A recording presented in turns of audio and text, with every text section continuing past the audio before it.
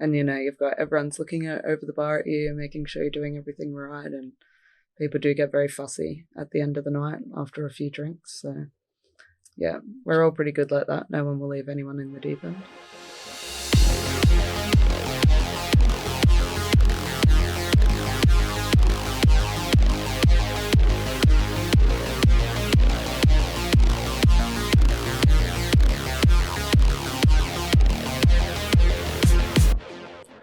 All right, welcome to the Aussie Ambitions podcast. We are here with a new guest today. Her name's Karen. How are you, Karen? Very good. Thank you for having me. Excellent. So yeah, we're on the topic of essentially, what life is like here in Australia and really getting a look into the world of hospitality. And you've been working in hospitality for a few years, is that right? Yeah, quite a few years. Maybe I've had a break with having my daughter in between, but maybe started when I was 17. Wow. Okay. Yeah. So what are you up to at the moment? At the moment, I'm working at Ladybird's restaurant located at Palazzo Versace, right on the waterfront, as a bartender. All right. So that's what, just coming in, obviously we know each other from personal circles and, having kids the same age and so on. So, yeah. But yeah, I was just curious about kind of life as a bartender and just getting a feel for, what that's like. I mean, there's shifts, there's, working with the public and different types, especially something like Palazzo Versace is quite high end. Absolutely. Like premium luxury style. Yeah. Do you have any thoughts on that? Like, do you consider yourself living the bartender life, or is it just part of it? I think it's an amazing place to work. I personally don't speak to customers because it is table service, which I do like more personal interactions in a bar, but the luxury of it makes up for me not speaking to customers as much as what I would in, say, a pub or a club. All right. And so when you say this is going to help people from overseas get a sense of the table service, so you basically got almost like a hotel type setup and then a restaurant? Yeah, absolutely. And then the bar is sort of tucked in internal, right? So if you were to order drinks along with your meal, the table service is you're basically ordering it and they're delivering it to your table? Yeah, so the waiter will ask for your order and then I will get a docket printed out. I'll make the drinks and then the waiter will take it to the table. Okay. Yeah. So yeah, in the world of bartending, I guess, there's not everyone could be a bartender. I can imagine there's a certain skill that goes along with that. Yeah, I think most people could learn after a while of training, I guess, in a way to say. You do have to know about your alcohols. There are a lot of cocktails to remember. But yeah, it isn't easy, but it's not overly mentally challenging either. Okay.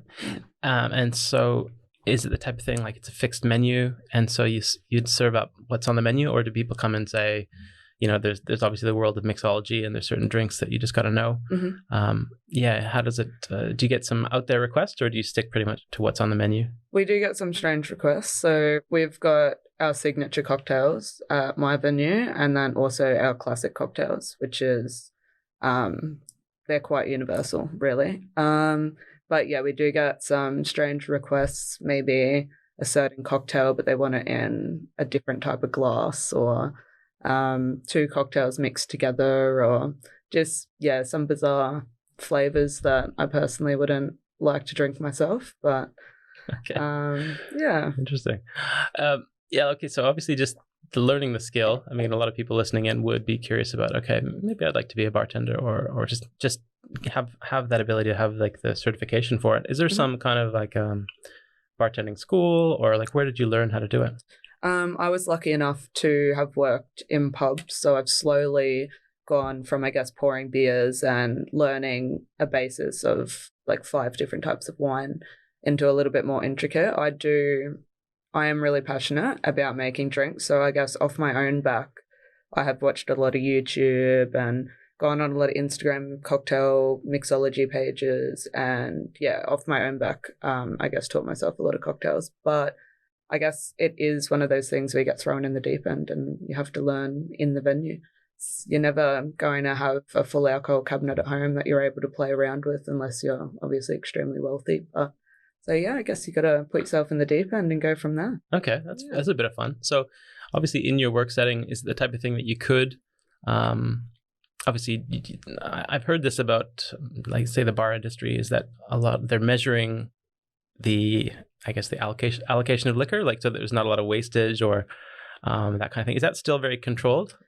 I think that depends on the venue. So if you have obviously bartenders that you've got a small venue, I think wastage is a lot less monitored. Whereas in a large venue with a lot of say bartenders that I guess the managers aren't able to monitor consistently, they need to write up the wastage. Otherwise, say if you've got 20 bartenders in a nightclub and everyone pours out a shot of vodka accidentally or whatever it may be, makes a wrong drink, then at the end of the night, I guess wastage is just going to accumulate to a ridiculous amount of money lost for the venue. Yeah, for sure.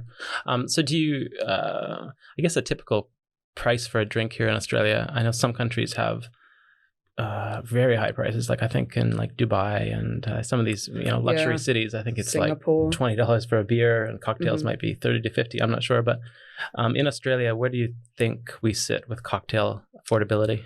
I think your average price in Australia is $18 for a cocktail. Okay. After going to a few venues myself and working, I would say 18. Anywhere up to 24 when you're starting to get cocktails with more top shelf liquor. And maybe on a happy hour, anywhere up to $10 for a cocktail. Okay. Yeah. So you mentioned happy hour. That might be interesting just to loop back on. What is happy hour? When is that? So happy hour is generally in the afternoon in a time period where no one's eating in a restaurant or venue. So they're trying to get people in to the venue in a time where it is slow, but they still need to keep, I guess, their restaurant open. So they'll advertise cheaper drinks from maybe you've got a happy hour, 3 to 4 or 3 to 5, depends on the venue for timing, but generally from 3 to 5 p.m. Okay. Yeah. Interesting. And then so is it the type of thing where you need to order food? So the food is served all the time, or is it restaurant hours? That depends on the venue again. So some places have all day eating, and some places, I think a general bistro restaurant is 11:30 till 2:30, and then we'll reopen at 5:30 till 8:39. Okay. Yeah, but the all-day dining I think is great for a happy hour because I really think people need to be able to have food service whilst they're drinking, so they're not getting too intoxicated, I guess. Yeah, I mean, I guess on the serious note, but in Australia there is a certain, not culture, but I mean the drinking's pretty prevalent, right? People have a drink to relax and unwind, but it can go off out of control, like if you were to serve them too much. And so is there some clear limitations you say, like, oh, you have to monitor their behavior and you won't serve them beyond a certain point? Absolutely. So, excuse me, to work in a bar, you've got to complete your RSA certificate. And within that certificate, you'll just learn about, say, from their coordination to their balance, their speech, their action towards others. And we do have to monitor that extremely clearly because it does come back on the venue if situation occurs, and that was generally leading up to happening because of the amount of alcohol that person had. So we've also got to have water on offer, food, and a taxi service home. So not that is paid for by us, but just that we're calling them a taxi or making sure that we're giving them options to be able to get home without driving. Yeah, interesting. Yeah. So obviously you got that experience and you got the full feel for it. Do you think it's something like you might want to get into eventually, like maybe managing a little, I know in Melbourne, they've got these like alley bars and they're just small little location and they just start serving cocktails. I don't know if that exists here. Is there a smaller format? Yeah, we've got a few, I guess you'd nearly call them, not so much a dive bar, that's a bit more grungy, a bit more rock and roll kind of style bar. But I think maybe Nobby's Beach has a rum bar. You've got Night Quarter in Burleigh, that's quite a little alley, discreet, maybe New York style bar. But yeah, there's a few here, and I think that would be a wonderful venue to work at, absolutely. And especially managing. Yeah, nice. And making the cocktail menu yourself and getting to be creative. Huh. Are you a creative person, just going back in your life and different things? Depends what it's with, I guess. Yeah, I guess I could say that. Okay. I do like being, mixing things up and Is there a signature drink that you've got like as your own recipe or not yet? It wouldn't be my recipe. You might resonate with it, but it's a maple syrup old fashioned.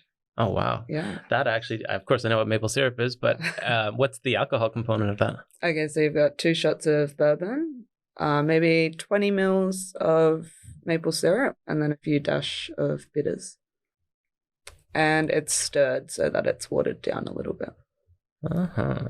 So, and bitters is like, just to describe for people listening, it's a liquid, like it's like a lemon taste, or? You put it into a lemon lime bitters. It's a little bit hard to describe the taste, really. It's very sweet. So it's bitter, but it's sweet and just tops off a drink perfectly. But it's like almost like soda water, like it's bubbly, right? Fizzy? No, so it's like a syrup. Oh, it's like a sip. Yeah, okay. Oh. yeah. See, now this is where it gets interesting. Part of this podcasting is about just getting in here and doing some recording, but it is fun to do a little bit of demo, so on screen. So I'd like to, at some point, we're going to get a series going called Cocktails and Microphones, and a little bit of a, mixing right in front of the camera. Oh, that'd be amazing. So yeah, if you want to, or anybody else has any requests, but I think there is some of that unique stuff that nobody would have heard of, these kind of drinks. Yeah. Is there anything else that's pretty typical Aussie type of a drink, like cocktail wise? Or yeah. I would say a Long Island iced tea. Nice. So you've got 5 shots of alcohol. So I think it's just a quick fix when maybe you're a bit late and everyone's already had a few drinks and you need to pick me up, play catch ups with everyone. Yeah, right. Yeah. And then of course there's wine. And then there's beer, so different categories. Do you cover all of that? Like your people are ordering off the wine menu, and you're in the loop on what people are ordering, or is it mostly cocktails that you do? So we are a cocktail bar, but then we do have quite an extensive wine range as well. And we're not too big on beer, so we've got about 6 beers on tap, which some venues, I know there's one in Surfers Paradise that has, I think, 56 beers on tap, which is absolutely unreal. But yeah, so we are more wine and cocktails. Okay. Yeah, and spirits, of course. All right. Yeah. Maybe just for my own curiosity, the beer scene here. You've got some microbreweries, like I know Burley's got some sort of microbrew. So it's like that surf culture, beach, and then they've got this brewery industrial style, and I think that's kind of neat. It is very cool. Yes. Are you a beer drinker yourself? I am. So before cocktails, I'll drink Carlton Dry, which is my go-to beer. But I think there is a massive culture in Australia with drinking beer. Yeah. Yeah, I mean, they got the big, historical stuff, like you hear about VB and, Carlton Draft and Dry and lots of different versions of it. Have you ever had a Foster's? A Foster's? No, I have not. Have you heard of a beer called Foster's? I have heard of it, yes. Okay. That's a bit of fun just for people overseas. That's their thinking. Like, that's how it's marketed overseas, is like an Australian beer is a Foster's, and that's all there is. Wow. And so there's a little, I'm trying to even picture the label of it now. I'm sure it has a kangaroo on it. But okay, no, I've never tried it. Okay. Crazy. Oh, there we go. That might be part of the series. A little taste test to see. Yeah, that'd be cool. I've heard that Aussies aren't a fan, and it's pretty ordinary. Right. In terms of its taste. So there you go. Opportunity for Aussie beer exporters to get out there and distribute your product. It's one of those things, I think it's probably produced overseas, like they just share the recipe and it's bottled in Australia, yeah. Yeah. Or I'm not sure, that might even be bottled in North America and they just put a label on it, Yeah, right. But interesting. Okay. Well, look, the work that you do, I was just curious about the scheduling of it, because obviously you've got your family life, you've got work life, and then are the hours always consistent, or? So no, they're very up and down. I share custody with my daughter, so 1 week I will do night shifts and the next week I will do day shifts. So it is quite hard on the body clock, I guess, but we learn to make it work, don't we? Oh wow. And so, like, how long would a shift be? That's at least 5 hours or more, right? Yeah, so a basic shift would be 5 hours, up to 14 maybe, if you're having a very, very busy night, on a double as well. Okay. Yeah. And that's pretty much just goes with the territory, right? Like, do they expect you to just go along with it, or is it sort of like, do they offer it and say, oh, look, you can stay longer if you want to? Obviously there's limited staff and you just got to probably do it. But is it the type of thing where you could just say, look, I've got I can work 8 hours and then I got to go back? Absolutely. So your rostered time, say, be 12 till 8. If there's still customers, around at 8 where the other bartender's not going to be able to cover them all by themselves, they will ask. But I do have the opportunity to go home because that is my rostered shift. Yeah. But me personally I wouldn't leave my teammates, I guess, in the deep. So it is, very daunting being the only bartender with a busy restaurant. Yeah, I was just actually kind of feeling that that would be quite stressful. Absolutely. And you've got everyone's looking over the bar at you, making sure you're doing everything right, and people do get very fussy at the end of the night after a few drinks. So yeah, we're all pretty good like that. No one will leave anyone in the deep end. Geez, so how do you, just thinking through the personal strengths that you'd have to have for that, how do you cope with that situation? Just resilience, I guess. And you really need to learn to be relaxed in an environment like that. If you start getting stressed out, you're going to break a glass. That's going to take you 10 minutes to clean up. You're 10 minutes behind. You were already 10 minutes behind. So yeah, just not getting overwhelmed, really. Just realizing that you've got to take it one step at a time and not getting stressed. Yeah, nice. Which is hard. Amazing. Yeah. I mean, so it's definitely you're full on. I mean, it's one of those roles where you have to be on, right? You can't just be. I mean, you're in the public eye, right? So you're constantly serving, and there's not a lot of downtime, right? No, not at all. But there's always something to do in a bar. Absolutely. Even if it's got into that half an hour of the day where everyone's left and we're waiting for the next people to come in. There's cleaning, there's restocking, there's lots of heavy lifting. Yeah. It is. There's always something to be doing. So yeah, there's no, I guess, tuning out for a little bit at work. Yeah, wow. So you get a day off once in a while? Once in a while, absolutely. I get 2 days off a week, which I'm very lucky for. That's good. Yeah. But a lot of places, yeah, you could work 10 days in a row without a day off, which is very difficult being on your feet for that long. Yeah, that's a good point. Yeah. Is there anything that makes a difference? I don't know, good shoes or yoga or meditation or just something to keep the balance? Obviously, 10 days in a row working. You need good shoes, absolutely. If you do not have good shoes in a bar, you're firstly going to slip over, and secondly, your back is going to be ruined in maybe 2 or 3 days of standing on your feet. And I think you can end up doing, 30,000 steps a day. So, well, yeah.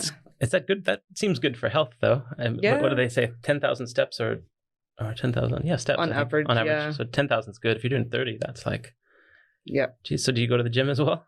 Occasionally, maybe once every few weeks.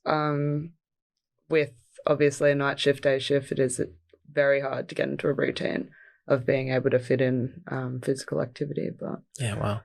As you said, it's good that I guess I've got a job where I'm getting fit whilst working at the same time, really.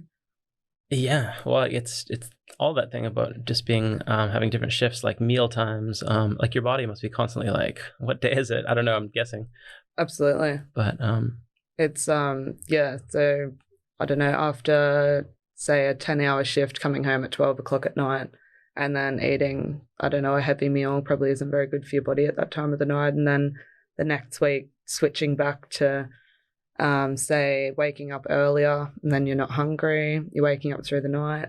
But yeah, it's difficult, but it is sustainable though. So yeah. It is something that I think you learn after time to work around, and there's little nicks and knacks to get by working in hospitality. Yeah, I think it might be just worth saying, I can imagine there'd be a bit of a dark side to it, where for people in hospitality, I'm just thinking of people that I know have worked in bars and just had to work shifts, shift work in general. There's sort of I need to sleep now. So you sort of force your body into trying to sleep, and there's sleep aids and all this kind of stuff. Do you know, are there other people in your industry that you see them, I don't know, I don't want to say using things to help them sleep, but manipulating their body artificially just to try to make absolutely. It work? I think there's a lot of substance abuse in hospitality from say people having to take sleeping tablets because they can't go to sleep when they get home. They're too wound up. It's 2 o'clock in the morning. They're starting again at 10 the next day. Drinking, I think, is a very big thing in hospitality. I know that most places I've worked, 80% of people will all head over to another pub, if not have knockoff drinks in their venue after work, just to try to wind themselves down before they go home. It is a very, as I was saying, stressful environment. So it's hard to get back into relaxation mode after being go, go, go for so long, I guess. Yeah. Well, for sure.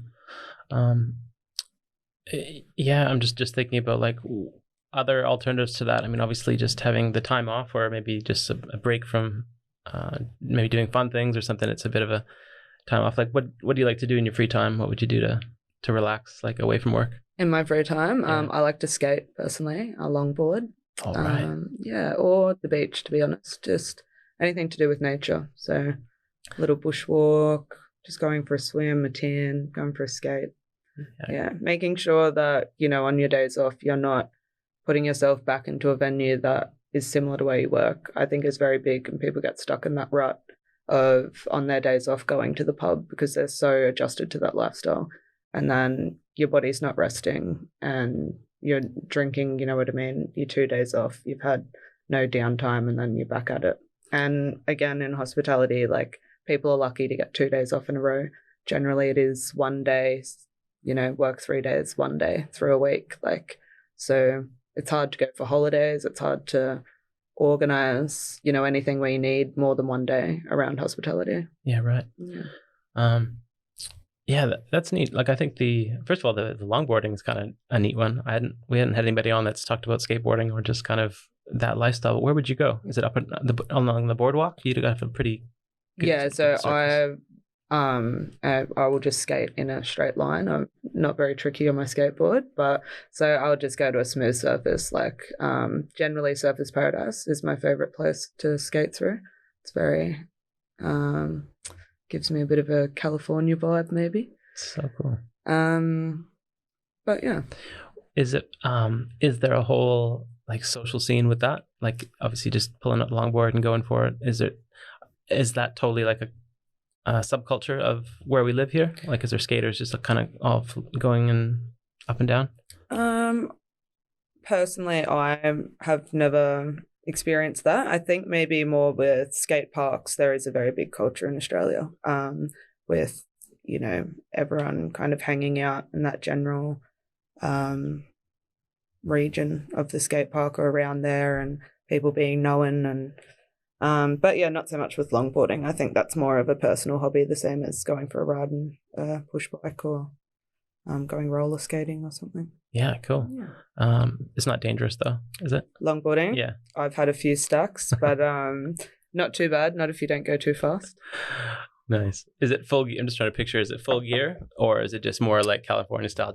Just get the board and go, no elbow pads, wrist pads, none of that stuff. I won't wear any protection, but I guess a lot of kids I see wearing all the gear getting started. My daughter skates as well, but she won't wear knee pads or anything. She's had a few falls. She still gets back on it. So how cool. Yeah. Did she get that from you? Do you think, or did she, how did she get into it? I think more my partner, because he's quite a good skater. Yeah, so he's more like skate park, like trick style skating. Very cool. So yeah, I think she looks up to him quite a bit. So that's neat. Yeah. Yeah, like, so obviously that there's lots going on. You're a young mom, you got your daughter growing up. Like, have you been here, settled here for a while? Maybe we could just talk briefly about like, where did you grow up and where do you come from? Okay, no worries. So I was born in New Zealand. I moved over to Townsville which is in North Queensland, very hot, very tropical, when I was 7, and lived there till I was 19. I had my daughter when I was 18, and me and her dad separated about a year after she was born. So he came down to the Sunshine Coast. I moved to the Gold Coast so that we were both close to share custody with her. And yeah, I've been here for nearly, I think, 9 years, and absolutely loving it. I wouldn't want to live anywhere else in Australia. It's beautiful. Yeah, nice. I mean, you pretty much, and you've got, you settled here, you got your partner, you got work, schools all lined up. So you're pretty much good to go. Is there anything that you might be working towards, like obviously we just come through this weird year where there was, I think hospitality was probably shut down for a period of time, right? Absolutely, yeah. It's a scary time. Yeah, I mean, maybe just on that, like, were you working during that time, or did they have to shut down? No, so they shut all venues down in Australia. I think there was takeaway places where you had to be however meters away, and so it was actually very eye-opening to realizing that if anything like that happens again, my job would be very at jeopardy. I would like to get into community service, maybe helping teenage kids, just who have had a hard time. I think Australia's got a lot of really good facilities to help children in crisis. So I'd love to contribute to that. Yeah. And I think it's more of a, stable, maybe better hours as well, job position to be looking forward to. Yeah, for sure. We've had a few people on the show that are sort of like they're doing a day job and then they're just toying with, I guess, social media or this kind of like, I don't know, it's just they're developing themselves as a public person. Yeah. Okay. I don't know, is that something that you see a lot in either in what you're doing now or like your peers, people that you're working with? So the idea is like, are people trying to be big on Instagram and get followers? And oh, absolutely. You see a lot of that happening? Yeah, very, very big culture. Social media at the moment is, taking over the world, I think. Is that benefiting them in the sense, like, are they making money from it, or is it opening opportunities? I'm just curious if it's actually getting anywhere, or if it's just like the numbers get bigger and, you got 50,000 followers and it looks good, but then there's not any extra money. If anything, they're busier than ever because they're trying to get that shot and this shot and, I think it really depends. Like, I think you get a lot of perks out of it. Maybe not so much money-wise, but a lot of collaborations with clothing brands or skateboards or whatever it may be. When you've gotten to a point where you do have a certain amount of followers and you're getting sponsored by people, I think that your lifestyle just realistically really changes. Like, you're going to get free hotels, a free holiday to tag this hotel, free clothes to tag the clothing brand. Like, so I'm not too sure myself about how it all works money-wise, but I think that if you're not having to pay for your clothing or eating out or whatever it may be, you're going to have so much more money from your income to save on top of, the perks of lots of free things. So I think it'd benefit them really well in the long run. That's a good point, actually. I mean, I can actually hear you describing it. I'm thinking, yeah, that's absolutely right. So it's not necessarily money coming at you. It's, it's going to be all those extra things that make your life better, so you don't have to pay for them. It's almost like this exchange, right? Yeah, that's exactly what it is. It's like the new world, the new economy. Yeah. Are you are you into like technology and all this kind of stuff, or are you more like low key and just like phones and like the latest gadgets? No, not at all. I'm not big on it myself. Are you an iPhone or Android user? iPhone. Okay. Yes. Always iPhone. That's all right. And then so do you get on social media? Like, are you looking to build a following, or it's just mostly for friends and family and stuff? Definitely friends and family. Yeah. I use Instagram, Facebook. I have Snapchat so my daughter can play with the filters, but I don't overly use it myself. I'm not phased really with social media at all. Yeah. Yeah. Okay, cool. Look, I mean, it's been really neat to look at hospitality in general, and just some of the way that it works in terms of scheduling and how people live their lives. Like, do you think it's something that people can build a full career on, or do you think it's sort of maybe a 10 years, 15 years, and then it sort of pivots and you got to look at something else? Maybe not yourself personally, but do you see people working long careers in that kind of thing, or is it shorter term? If you are working your way up in hospitality, I think it's definitely something that you can have a lifelong career in. If you were to be a barista or waitress or a bartender for more than 20, 30 years, I think you're going to have, a lot of problems with your body. May it be tendonitis in your wrists from carrying plates, from putting the group heads in the coffee machine, from shaking cocktails. I don't think that's sustainable for a lifelong career at all. Yeah, right. Do you just the balance between Australian life and maybe like life outside the country? Do you know much about America via like movies, or have you traveled a bit or not so much? No, I haven't traveled much at all, actually. Any place that you're curious about, like in the whole world? Yeah. I love Italy. I think that would be the first place I'd go to once the borders open. Yeah. Which is hopefully soon. Hopefully soon. What is it about Italy? Is it, have you tried are you a fan of the food? Absolutely. And just, it's just so beautiful, I guess. Like, very romantic, it seems, from my point of view. I love all the canals and the little boats and all the architecture. It's amazing. Yeah, neat. Yeah. Yeah, look, I mean, it'd be interesting to see where people head in the next few years. Obviously, like I think the travel will open up, obviously, and it's all these things, conditions and restrictions and so on. But the time factor, like you're describing, your schedule doesn't seem to allow for like lots of time off.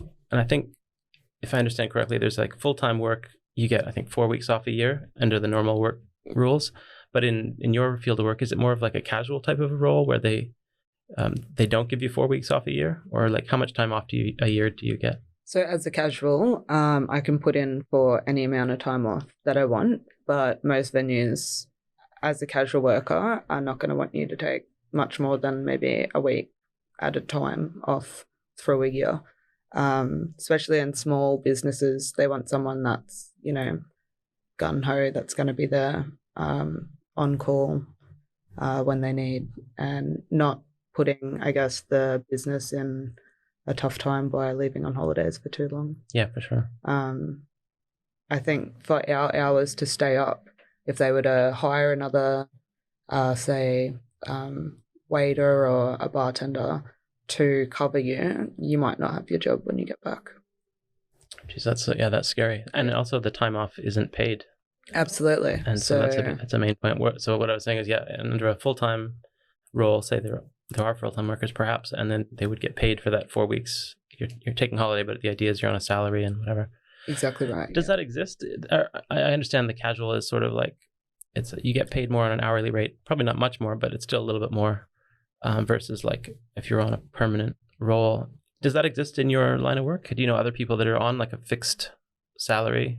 Yeah, absolutely. Yep. It just depends. Yeah. Depends, I guess, how secured your job is. I know most of hospitality workers are casual workers. When it goes to manager, duty manager, venue manager, then I think you're looking more towards the salary part of it, which can, I guess, benefit you and at the same time not, because if you haven't finished what you need to do, you're working overtime and not being paid for it because you're on a fixed rate where you need to have your job done each and every day. If you haven't got it done by, say, you thought you'd finish at 8 o'clock and you're back till 10, you don't get paid for those extra hours.